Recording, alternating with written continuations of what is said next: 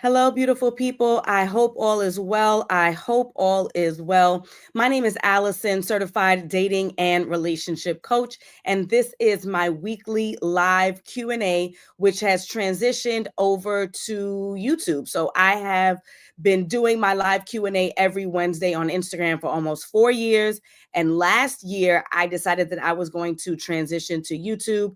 However, I then well, I mean, yeah, however, I became pregnant and I became sick as a dog. So I kind of took a back seat to my live Q&As, but I am back and I am ready to deliver. Here on these weekly live Q&As, it'll be on Wednesdays, approximately 5 p.m. for about 30 minutes. This is your opportunity to ask the expert, that's me, to ask the expert all of your questions around dating and relationships. So I am here trying to. Did I do this thing right? I thought I did. I think I did. I hope I did. I thought I was also streaming on Instagram, but I don't think I got that right today. But it's okay because this is where this is going to live is YouTube. This is where I'm going to be taking my questions. This is where I'm going to be answering all of your concerns. So I don't think I got it right this time for Instagrammy, but it does not matter because this is where you need to be anyway. If you are just joining me for the first time, I'm a certified dating and relationship coach. I primarily work with busy professional women and I move them from frustrated with dating to happily committed and happily married. I've done it for over 275 women so far for the years I've been doing this work. Some of their testimonials are here on YouTube. Some of them are on Instagram land, so you can check them out as well. But this is your opportunity to ask any question around dating and relationships for the free and for me to teach you how to navigate the sometimes treacherous waters of both online dating, in-person dating, relationships, and the sort. So whatever questions you have around that, that is what I'm here for. Please go ahead and drop your questions in the, I guess, the question box. Let me tell y'all something about me and YouTube. I love YouTube as a YouTube user, like university, but my expertise on the language, I don't know. So I be saying things like click the link in my bio. I don't think YouTube uses a bio. I say things like put the questions in the queue, but it's not a queue, it's a comment box. But whatever questions you have, go ahead and drop it in the box now. We only have 20 minutes together, and I told my husband to knock on the door if I'm going too long. So FYI, you want to take advantage. And also, I see that there are some folks who have joined the live. Make sure that you like this video, help a sister out. I am here being of service for absolutely free. So the least you could do is click that like button. All right, beautiful people, let us jump right in. So one of the number one questions that I get around dating is, how do I regain trust? If you have been in a relationship that failed, that did not succeed, that did not go in the direction that you envisioned, that may have ended terribly, like forget about just broke up, like it ended poorly, cheating, abuse, lies, deceit, whatever it is. One of the questions I get all the time is, well, Alison, like, how do I move on from this? How do I regain trust with someone else? So this is a two-part answer. The first part is I need you to be fully moved on from the other person. Like, we cannot still be pining on the ex. There is no way that you can build a relationship with a new person if you are still pining over the old person. So I'm going to give you a quick rundown on ways that you can use or strategies you can use in order to move on from an ex. So one big mistake that people are making is still checking for them on social media. You absolutely cannot do that. Like, you just can't. If you need to mute, if you need to block, if you need to delete, I don't know, whatever you need to do in order for you to stop checking for them is what I need you to do ASAP Rocky. Why? Because the constant reminder of seeing their image is going to be a constant dagger in your heart. I don't need you to be seeing and checking and following what they're doing. There's nothing on their social media page that's going to make you feel better. If they have a new girlfriend, you're going to say, oh my God, I can't believe that he moved on so quickly. She moved on so quickly. If they don't have anybody, it's like, well, he could have stuck with me. Why he had to leave me if he wasn't going to be with nobody? If he's sulking and sad, you're going to say, oh my God, why is he faking? He wasn't sad when we broke up. If he's happy and having a good time, you're going to say, oh, look at him having a good time. Like, he can't win. So you can't win. So number one, I need you to get off their social media. Now, I'll tell you, I'm not a big fan of blocking or like deleting your profile, especially if you were the one who was wronged. I don't like it.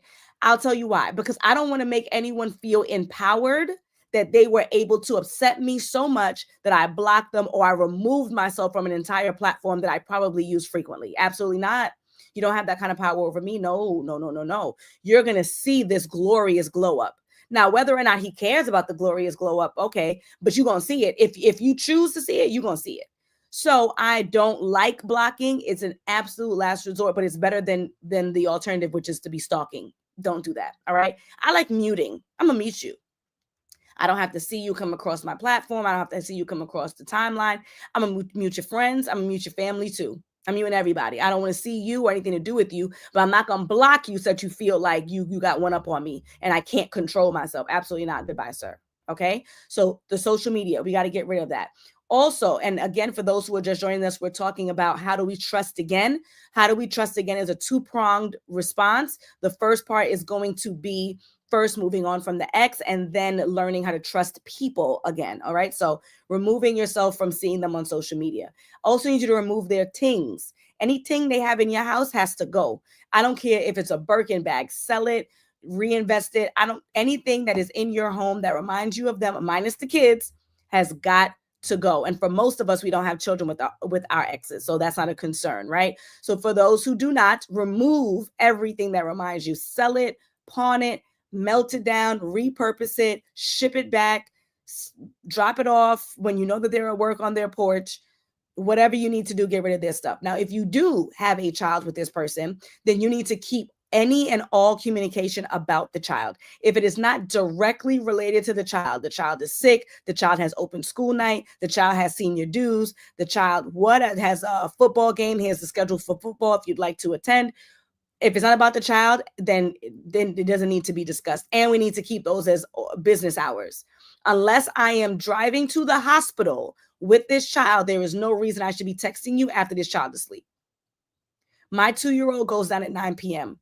What is there more to talk about after 9 p.m.? Nothing, unless it's an emergency, right? So that's how we're keeping that communication there. Does that make sense? So that's that. Now, also the last point, and then I'm going to tell you where you can find all of the steps on moving on from an ex so that we can trust again. The last thing that I need you to do is to reinvest that energy in something that is fruitful. So if you're reinvesting that energy in finishing your degree, you're reinvesting that energy in fixing your credit, you're reinvesting energy in finally launching that business, you're reinvesting that energy in fitness and beauty and health. Take the energy that you were investing in this person and put it in you for something that's going to help you to win. If it's not going to help you to win in some aspect of your life, then it's not fruitful. So we're not talking about drinking. We're not, right? Like things that are going to be a benefit to your life, things that are going to help you level up, things that are going to help you potentially have the right to demand more when you get back onto the dating scene. How about that? Okay. So let's do that. Now, I said that I didn't say that there are 5 steps that I offer that are in my ebook called Move On. It's called Move On Sis, but it's really for anybody. It doesn't matter what the gender is. So what I need you to do, if you want access to my 5-hour Move On training and my ebook, is that you need to join me in my Patreon, which is called the Future Wives Club. Okay. So I'm going to go ahead and pin the page so that you guys can find it. And I'm also going to put it in the description once I'm done with this video. So if you need more help and more support, you please join me in the Future Wives Club. It is a monthly subscription, $30 a month, and you have access to all of my trainings, which I have removed from YouTube. It has access to all my ebooks, which I've removed from my website. And I also do weekly check-ins, bi-weekly check-ins, all the good stuff, exclusive content, which is on my Patreon, the Future Wives Club. So you can check that out there. Okay. So that's step 1. And again, if you are just joining, again, my name is Alison, certified dating and relationship coach.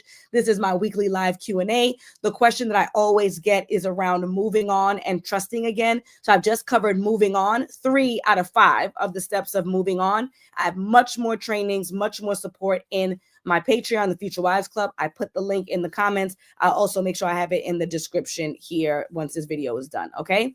Now, the task of trusting again. No easy feat. No easy feat of trusting again. So the number one tactic, the number one strategy, no fluff. It is not, just, you know, breathe in and out and burn some candles. Like, no, real stuff, right?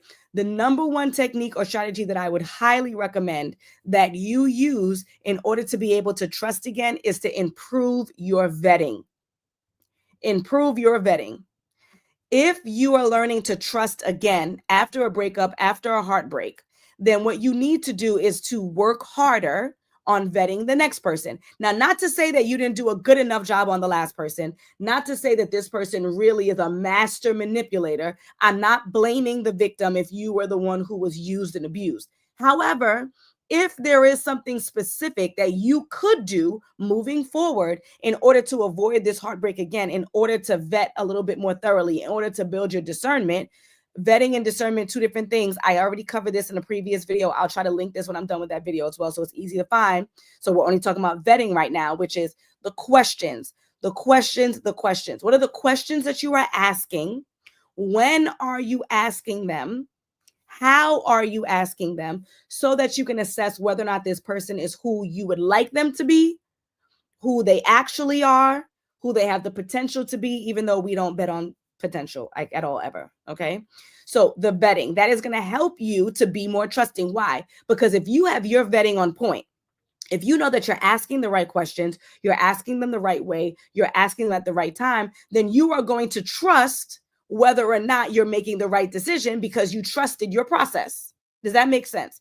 If I trust my hairstylist to get me from extremely dark brown to blonde, she's gone through the schooling, she has the training, she has the certifications up on her wall. I've spoken to her former clients. I found out what is the strategy we're going to use in order to keep my hair moisturized so that the blonde doesn't break off. If I've done the vetting, right? I've checked her reviews. I've checked raw reviews to see if anyone said anything negative. If I've done all the steps that I can, I've done my own YouTube research to figure out what it takes to go from dark brown to blonde. I've done my YouTube research on are the products that she recommended, does it work on my hair, right? If I've done all that, then I'm going to be more inclined to trust the hairstylist.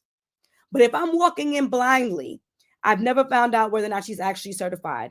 I've never seen any kind of testimonials from her blonde clients. I've never reached out to any of her blonde clients to see what the process was like. I did not have a consultation with her to discuss what is the upkeep, what are the products. I didn't go on YouTube to check whether or not the products would work for my type of hair. I didn't go on YouTube to find out whether or not what the process is to go blonde just in life, right? If I didn't do what I needed to do, then if and when my hair breaks off, whose fault is it? The hairstylist or mine? Mine. It's my responsibility to do the vetting. So what does that look like in terms of the dating and relationship world? You need to work on your vetting. The way to work on your vetting is first you need to be clear on exactly what you're looking for. What do you require out of this person? If you say that you require a man who is family oriented, then you need to be asking questions around his family. Do you have siblings? Are your parents still with us? That's amazing. Where do they live? When's the last time you got a chance to visit them? Would you consider yourself close to your siblings or not so much? Right? If he has children, when's the last time you saw his kids? What's the relationship like between him and his child's mom? Yes, you can ask that. Also, be prepared to answer those same questions and not have an attitude about it, because the audacity, right? But yes, what's the relationship like between you and your ex? Are you guys cordial? What's the communication like? You need to know these things in advance. Ask and ask early. How early? First phone call, first date. Why are we wasting time if we know a core value of ours is family oriented? Why would we waste time going 6 weeks in? Now I didn't like the guy. 2 months in, maybe I done slept with the guy. I done met his mom. I done went to the holiday party with him, met his colleagues, helped him with his resume. Like, I'm doing all these things because I really like this guy, right? And then I find out that he doesn't have a core value that I require. It's illogical. It doesn't make sense. Align with Alison is bringing logic and reason back to love in 2025. Logic and reason. When people talk about marriage being a contract and being a business arrangement, it is in part. That is not a lie. It's a business arrangement with someone that you love. It's a contractual agreement with someone that you love. So yes, we need to apply logic and reason. I'm not holding off because I'm afraid. Oh no, what is he going to say? What is he going to do? He's not going to like me if I'm too aggressive or forward. It's not being too aggressive or forward to ask questions around the person's relationship with their ex-wife. They're with their ex-wife for 10 years. You better be prepared. You better be prepared to answer those same questions. And not with an attitude and not nasty and not rude. Let's share, making sure that you take some accountability for what went wrong, because it takes two to tango. So we're not just saying this person's evil and terrible and da da da da. What did you do? How did you contribute? What did you do not to fix it? Did you guys even try counseling? And maybe that's a mistake that you made. Also, make sure though that you let them know that you've moved on. Does that make sense? We got it. We got it good. Folks, this is live Q&A. This is your opportunity to ask any questions that you would like to me, Alison Wellington, certified dating and relationship coach. I charge for this. I do 30-minute sessions for $197, private one-on-one via Zoom, recorded. You can watch again. So every Wednesday at 5 p.m. Eastern, I am here on YouTube as a free service to you so I can answer any questions you have around dating and relationships. All you have to do is drop the question in the comment box and I will answer it to the best of my ability, which is normally really, really, really good. Okay. And we only have a few minutes left together. So this is your opportunity to do so. If you recognize and realize that you do want to be in a committed relationship, you do want to be married, but you don't have the skill set, something is off. Your picker is off, your discernment, your questioning, the behaviors, your self-esteem, knowing where to go, knowing which apps are the right ones, knowing how to just navigate this minefield. I like to call it sometimes the treacherous waters of dating. You can also schedule a consultation with me so that you can get into my coaching program, The Partner You Deserve. That's the program, the best one in the country, that's gotten over 275 women in committed relationships engaged or married happily. Okay. So I'm going to go ahead and I'm going to drop that link there. If you guys have any questions, this is the time to ask. I am here as a free resource every Wednesday, 5 p.m. Eastern on YouTube. So make sure that you use me here, because there ain't no other place that you can use me, child. There ain't no other place where I can be used but here, and I'm happy to do so. So go ahead and drop your questions here. Okay. As we wrap up, I want you guys to know I am here to support you. So how can I do that? Number one is through my Future Wives Club. So you join the Future Wives Club, which is on Patreon. I have a whole bunch of resources available. Trainings that's not available any other place, not on my website, not on YouTube. Ebooks that's not available any other place, not on my website, not on YouTube. Check-ins, bi-weekly check-ins, extra content, free content, behind the scenes. I'm looking extra busted on there. It's like the real deal me. It's not the I comb my hair for y'all. Okay. So make sure the Future Wives Club, $30 a month. Then after that, the price goes up. Then we have our sessions, 30 minutes for $197. We have joining me in coaching at this point today, which is the 11th of December, 2024, coaching a 6-month coaching program at $3,500. We have one-on-one coaching. We have lots of resources, and this is the free one, so take advantage of it. All right. So we have someone who asked, what is a reasonable time to start dating after a divorce? Excellent question. And my final question, what is a reasonable time to start dating again after a divorce? So unfortunately, I do not have a hard and fast answer for you. I cannot tell you 2 weeks, 2 months, 2 years, half the time that you've been married. It doesn't work like that. It goes back to, have you moved on from your ex?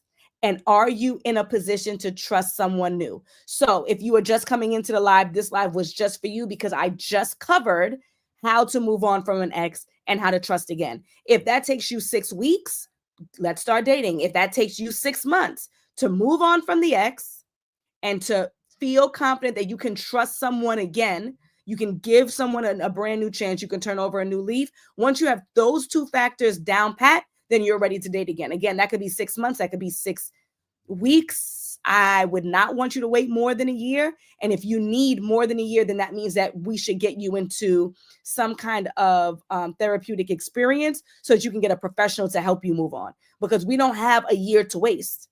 If you want to be in a loving, committed relationship again, if you want to be married again, we don't have a year to waste. So somewhere, if it's taking anything more than 6 months, then you should definitely reach out to a therapist to help you to grieve the loss of your marriage, and to also move on appropriately. Okay. All right. This is my last one. Not a question, more of an observation I've made for myself. I'm on apps and I go out and I'm open and honest about my intentions. I just don't see long term with the people that I've met. Okay. So that may be that you need to be more strategic about which dating apps you're on. And it may be that you need some work on your actual profile. So I'm going to do this very quickly. And then, as usual, I'm going to offer you a resource. So it's actually already linked in my, I think YouTube calls it a banner.